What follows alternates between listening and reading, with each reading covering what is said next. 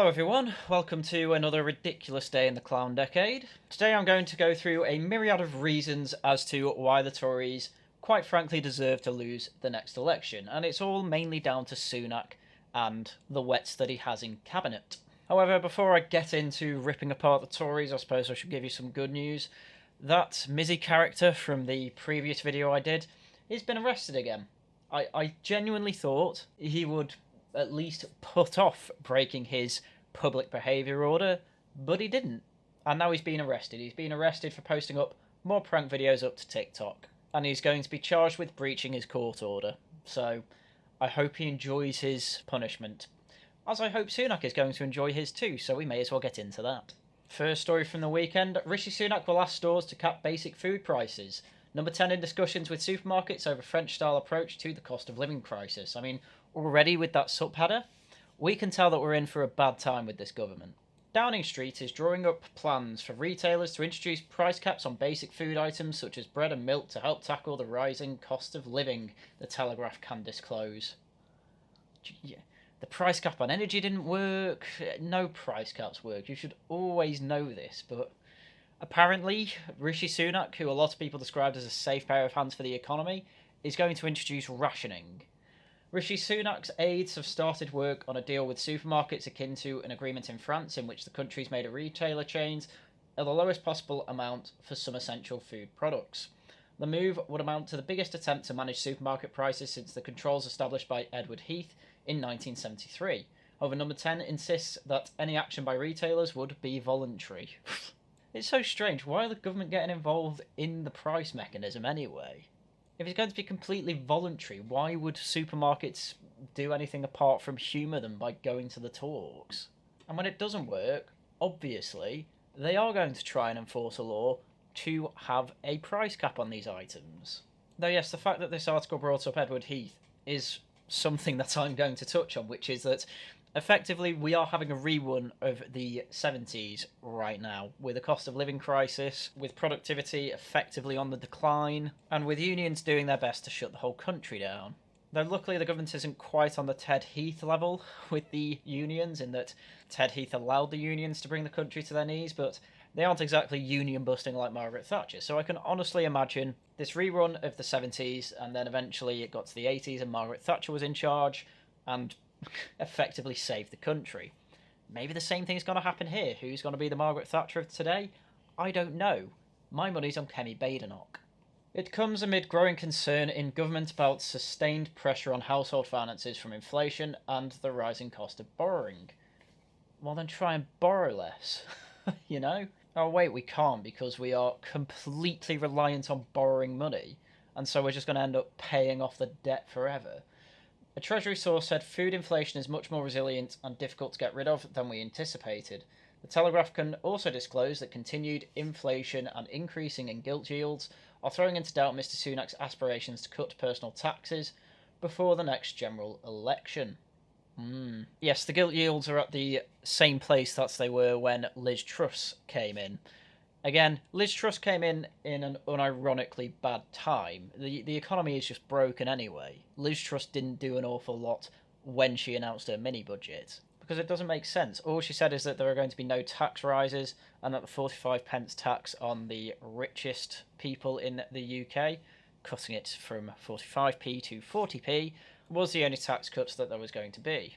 And then, why would that have any effect on the gilt markets? Well, it wouldn't. Yet you don't see the IMF and a lot of other institutions shouting at Rishi Sunak for being a terrible Prime Minister with a terrible budget, despite the fact that the exact same things that happened under Liz Truss are happening right now. It's amazing what lies you can tell when you have a population that doesn't understand economics. Official data published last week showed core inflation in the UK economy, which strips out volatile food and energy prices, increased to 6.8% in April, its highest level in 31 years. So much for halving inflation, Rishi. 10-year gilt yields are at 4.33%, having peaked at 4.54% following Liz Truss's mini-budget. Just to put that in perspective, typically before Liz Truss and this whole economic turmoil, it was between 1 and 2%. So, for all intents and purposes, this is as bad as when it was under Liz Truss. But again, no one's talking about it. And even worse, no one is putting massive pressure on the government to get Rishi Sunak to resign. Liz Truss was cahootsed out of office.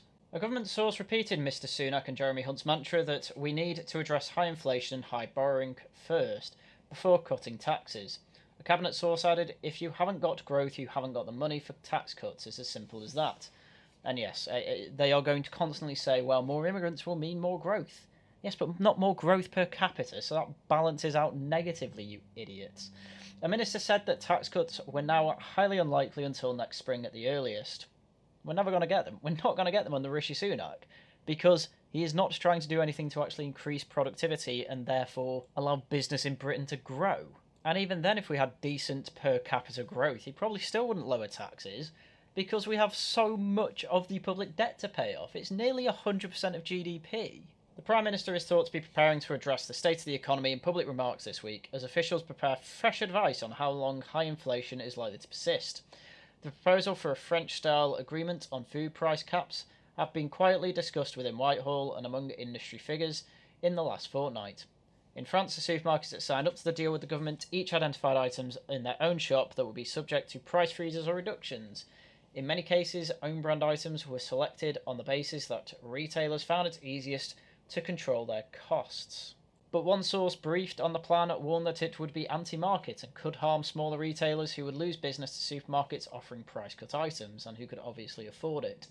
The source added, it is very easy to point the finger at retailers and say that they are making a fortune, but some of the margins they are operating on are not that big. It is quite tight. Yeah, it's absolutely true that supermarkets and small shops have margins that are within 1 to 2% if they are doing well. So asking them to make a loss on things like this, yes, that will negatively affect small businesses a lot more than big businesses. So I wouldn't be surprised if it comes out that the large supermarkets such as Tesco, Sainsbury's and all that are in fact trying to push this just so they don't have the little corner shops as their competition. But hey, Rishi Sunak, he's a free market freak. I was told that many times. I was told that he was a safe pair of hands for the economy. He's literally bringing in price caps. Anyway, naturally, there's a lot of pushback to this, as price caps will create food shortages, Rishi Sunak warned. Ministers and supermarkets told Prime Minister his 1970s-style tactics to lower prices won't work in this day and age. They didn't work in the 70s either. Again, that's why Margaret Thatcher was kicked into office in the 80s. Rishi Sunak has been warned his plan for a 70s-style price cap will lead to food shortages amid a backlash from cabinet ministers and supermarkets. Thank God for the sensible people in cabinet. Downing Street is planning to ask retailers to agree to maximum food prices for some basic goods, such as bread and milk, in an effort to lower food prices and tackle inflation. But the proposal has been condemned by the major supermarkets and has angered at least 2 cabinet ministers who said it would involve too much interference in the markets and could lead to shortages as suppliers take their goods abroad, or the supermarkets make a loss. So apparently the supermarkets are actually acting relatively sensibly here, which is good to see. One cabinet minister told The Telegraph that price caps last used in Britain in the 70s would not work in this day and age, and that produce would be sold elsewhere if supermarkets refused to increase their prices. Tesco, Sainsbury's, Morrisons and Waitrose backed a statement by the British Retail Consortium that said the plan, first revealed in The Telegraph, will not make a jot of difference to prices and accused Mr Sunak of recreating a 70s-style price controls.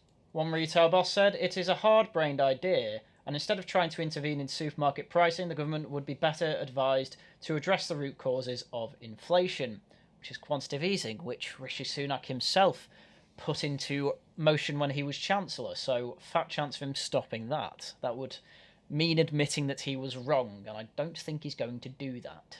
Mr Sunak had set himself a target to halve inflation to 5% by the end of 2023, and has asked the Treasury to find ways of bringing prices down after a steep rise in the cost of living prompted by the war in Ukraine. Now, the funny thing about that pledge is that it was going to naturally fall to 5% anyway, unless they do something crazy like, I don't know, raise corporation tax a bit, which stops businesses trying to grow in the UK. But I don't think a free market freak would try and do that, so that's not going to happen from Sunak. Oh, wait, it already has. The pledge is seen as central to Conservatives' pitch to the public at the next general election and prompted Jeremy Hunt, the Chancellor of the Exchequer, to admit he would accept a recession if the UK, if it was to reduce inflation. Oh dear. Yeah, let's have a recession. Look, we're in recession, alright? But forget about that. Inflation's at 5%.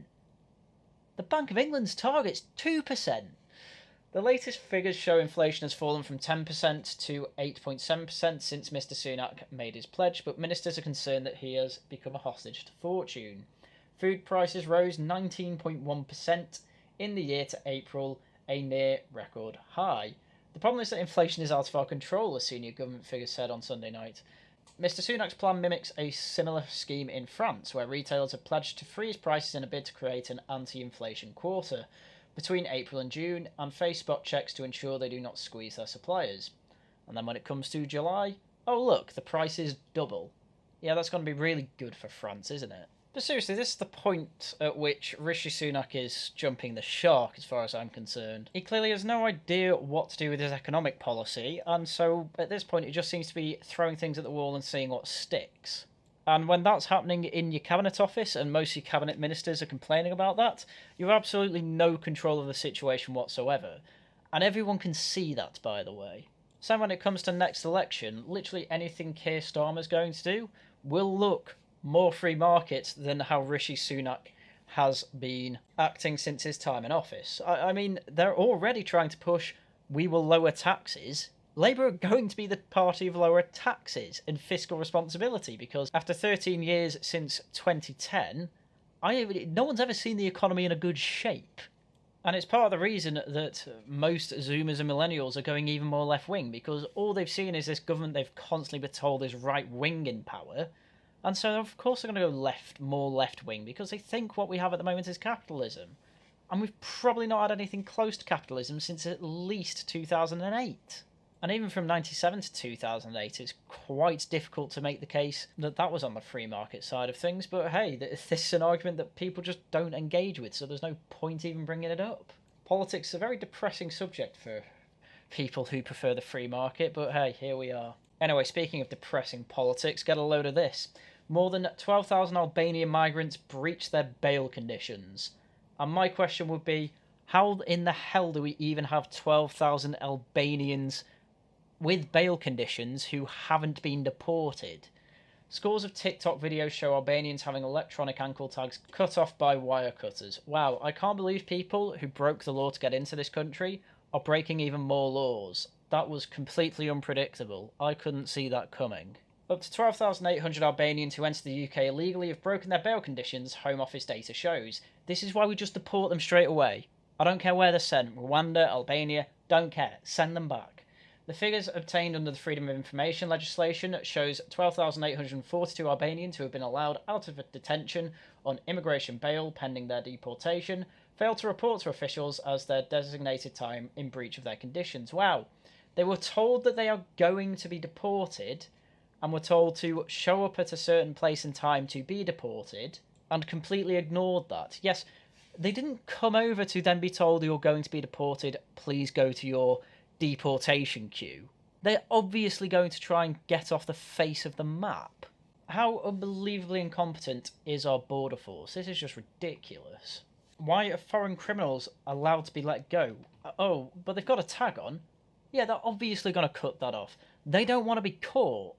The data covering the 15 months since the beginning of last year suggests a significant proportion of the 12,301 Albanians who arrived on small boats across the Channel last year may have breached their bail conditions. The Freedom of Information figures also include Albanians who reached the UK through other illegal means, such as those hidden in cross-channel lorries, cars or ferries. Many of those released from detention on bail are kept under surveillance through electronic tags which monitor their movements. But a cottage industry has sprouted up where criminals offer migrants help with cutting them off. Yeah, no duh. There's a whole problem with Albanian gangs in the southeast.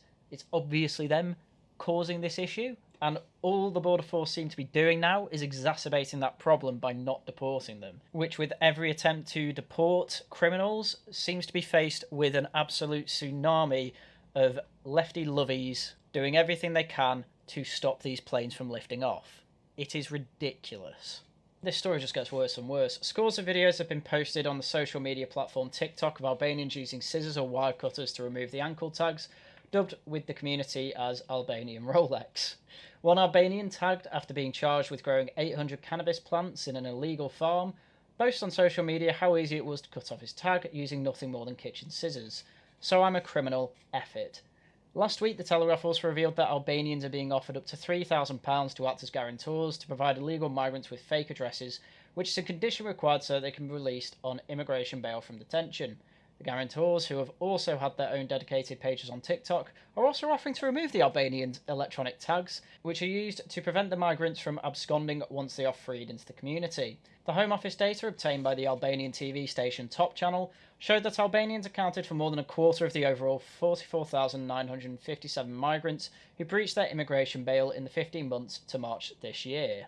Again, how are then 45,000 migrants who even have the chance to breach their immigration bail? These numbers are insane. You wouldn't have even seen over 10,000 migrants in the 80s. I'm amazed there aren't riots, to be quite honest. But I suppose the British thing to do at the moment is just to move out of the areas that they've absolutely ruined. Immigration lawyers in London told Top Channel that Albanians were breaching their bail because of fears of being deported back to their country. No duh.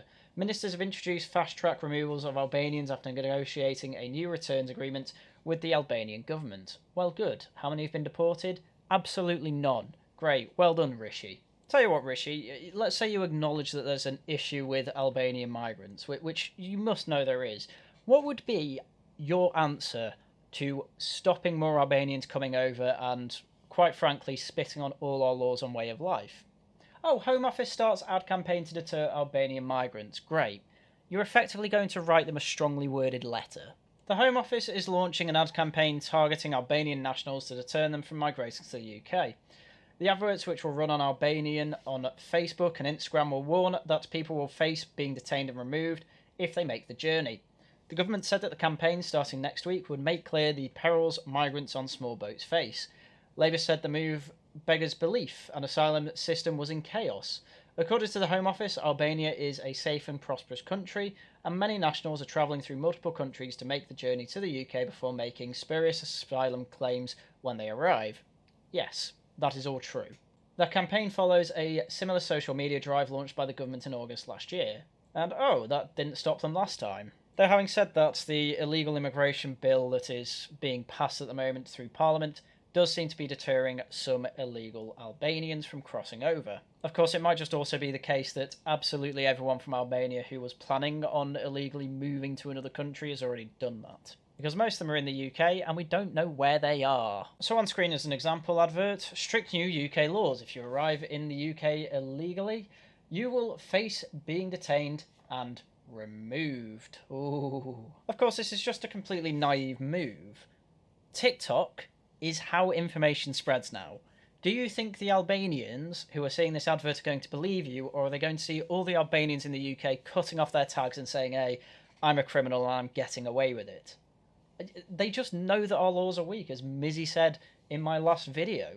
Our laws are weak, and even though we are trying to strengthen them and actually do something about the criminals and deviants within our society, it's clearly not enough, and people will just keep taking advantage of it. A libertarian system is for when you have a high-trust society with a relatively homogenous society who have a common culture and common way of life, hence common law.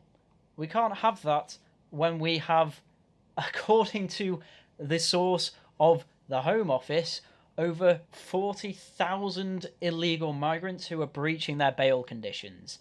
They are criminals, they need to be deported, and yet they're not going to be. So of course we're going to have stronger laws to try and deal with that. If you don't want this to happen, have strong borders in the first place. Anyway, if you think illegal migration is the only problem, you're wrong. It is a red herring. According to the Office of National Statistics, our latest estimates show around 606,000 more people came to the UK than left in 2022. Total long-term immigration was around 1.2 million. Emigration was 557,000. 1.2 million immigrants for 2022. That's just under 2% of the population of the UK. People who say immigration isn't a problem are kidding themselves. It is not a sustainable number to keep a British way of life. So you'd think with immigration being one of the top issues for a majority of voters out there, the Tories would do something to try and lower that number. Well, net migration may top 1 million this year, Home Office fears. All government departments on alert as new figures out this month could see the previous peak double. You get to control who comes into the country. Why are you not just stopping visas? Net migration is on track to be as high as 1 million, analysis suggests ahead of the release of official figures this month. Ministers are braced for net migration, the number entering the UK minus those leaving, hit a record high, surpassing the previous peak of 504 set in the year to June 2022.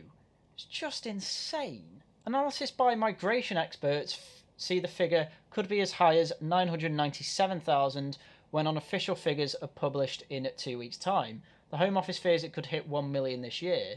The surge is fuelled by a continued sharp increase in non-EU migrants entering the UK to study, work, or escape conflict or oppression. And I can guarantee you, most of those coming over to work will be in jobs with lower than average wages, which is not how you increase productivity in the country, by the way. And what's our Prime Minister Rishi Sunak going to do about this out-of-control immigration? Rishi Sunak warns uncontrolled migration creates unmanageable pressure. The Prime Minister says he remains committed to Britain's target of 600,000 students, but will honour pledge to lower net migration. You're not going to do that when you're trying to bring in over 500,000 students. Having said that, I would be perfectly fine with that many students if they all actually had to go home after their 3 years studying. Or obviously if they apply for a work visa for actually getting a grad scheme, but perhaps it would be better all in all just to focus on skills of the British nationals, the people who are here, rather than turning Britain into a training ground for the rest of the world so that they can get the better jobs. Just a thought. Rishi Sunak warns on Wednesday that uncontrolled legal migration risks leading to unmanageable pressures on housing, schools and hospitals, and yet here he is overseeing that uncontrolled legal migration, and watching the number get ever higher.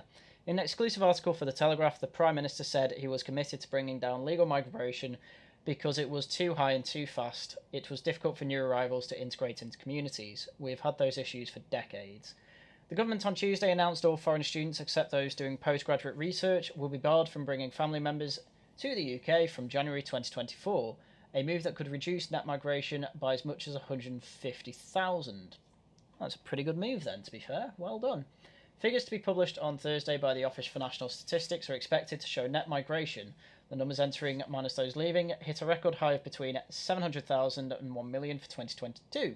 That's up from 504 in the year to June 2022 and nearly treble the pre-Brexit rate. Yeah, this is another thing. Ever since Brexit, we have seen net migration treble under the Tories. Of course, people are going to try and vote Labour in to do something about it, because they know what they're getting at this point from the Tories. They are getting more and more net migration. They are willing to risk it with Labour, even though they started this whole thing off. Great. I suppose on one hand it's good to see that Rishi Sunak is trying to close the loopholes of dependents coming over with university students, which accounts for a lot more of the migration figure than I thought it would. But the fact of the matter is that net migration is also a bit of a red herring. It's a ridiculously high number that still puts gross immigration, to over 1 million people. That number probably needs to be realistic here, be less than 1% of the overall population now, which, bear in mind, 16 to close to 17 actually percent of the people in the UK at the moment were born outside of the UK. And of those people born in the UK, a number of those are going to be second or third generation immigrants. So there's no guarantee that the 83% that are actually born within the UK are actually integrated Brits. It's hard to tell, and to be fair, some of those people born outside the UK will also be Brits as well, but it's a good kind of quick snapshot of the situation we're in the UK. Those are 2021 figures that I was talking about there. You've got to add another 1.2 million people to that already just for 2022. And that's probably going to go up even more by the end of the year. So you're probably looking at close to 20% of the country being born outside of the UK. An entire fifth. If this were any other point in history, this would obviously be called an invasion. But alas, instead this time we have just left the door open for them all to come over. And that is obviously just completely unsustainable. So the sooner something gets done about this, the better. And Sunak seems to be doing a small first step towards that. But I don't think it's going to be enough. And I don't think Labour are going to sort it either. I think this problem's only going to get worse before the backlash is going to be larger than anyone could have imagined, I'm afraid. Alas, this is the world that has been overseen by the Tories for 13 years, and Labour are probably just going to make it worse. Will it be solved in the future? God, I hope so. God, I hope so. But we're going to have to wait and see for that. In the meantime, let's think of some survival plans for when Labour are in power, because by God, we are going to need them. But anyway, that's a different topic for a different video. So in summary, we're boned. Enjoy the last year and a half of Rishi Sunak's premiership and get ready to welcome in Sir Keir Starmers, who will win due to massive voter apathy. Well, sorry for the black pill, but this is the state we're in, and I'm not going to mince words. But that is everything I have for you today. So, once again, thank you very much for watching, and until next time, goodbye.